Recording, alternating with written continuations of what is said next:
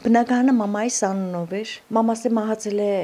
մի ամիս չապրավ, հոկտեմբերին, նոյեմբերի 14-ին մահացավ, հոկտեմբերին ստացանք մենք բալանին 15-ին, 14-ին ինքը մահացավ։ Տիկին Ռոզայի մայրը մահացել է նա, սակայն ի տարբերություն 2010 թվականին շահագործված եւ չսեփականաշնորհված բնակարանների շահառուների ժառանգների, այս բնակարանը կորցնելու վտանգի առաջ չի կանգնած։ Կառավարության որոշմամբ այսպիսի ընտանիքներից բնակարանները ետ չեն վերցվելու, դրանք ժառանգներին են հատկացվելու Հայաստանի Հանրապետության քաղաքաշինության նախարարություն ներկայացված դիմումի եւ Հայաստանի Հանրապետության օրենսդրությամբ սահմանված կարգով ժառանգություն ընդունելու փաստը հաստատող փաստաթղթի համաձայն քաղաքաշինության նախարարության եւ նրանց միջև կնքված նվիրատվության պայմանագրի հիման վրա։ Ճիշտ որոշում էր,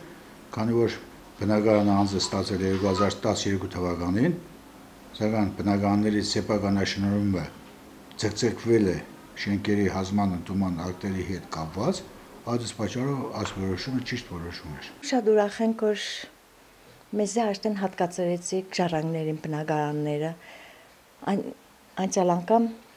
առաջներում էլի այդպիսի բաներ չկար, որ ժառանգին հասներ։ Կառավարության որոշումով հստակ ասում է, որ եթե բնակարան ստացած անձը մահացել է, պետք է ժառանգության իրավունք ձեռք բերվի եւ այդ բնակարանը կհատկացվի նրան, ով ձեռք է բերել ժառանգության իրավունքի վկայականը։ Նվիրատվության պայմանագրերից ծագող իրավունքները ենթակա են գրանցման Հայաստանի Հանրապետության կառավարության առընթեր անշարժ գույքի կադաստրի պետական կոմիտեի համապատասխան տարածքային ստորաբաժանումում, ընդ որում նվիրատվության պայմանագրերի նոտարական վավերացման եւ դրանցից ծագող իրավունքների պետական գրանցման հետ կապված ծախսերը կատարվում են նվիրատվության պայմանագիր կնքած ժառանգների միջոցների հաշվին։ Հիմա արդեն թղթերս նոտար պետք է տանեմ։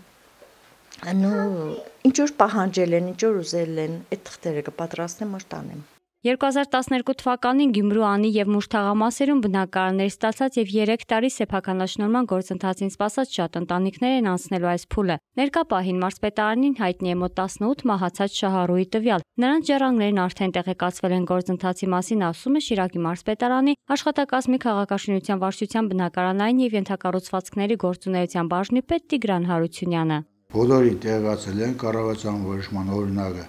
դրված է համատիրությանը, որ համատիրությունը բոլորին տեղեկացնի, որ կա կառավարության որոշում,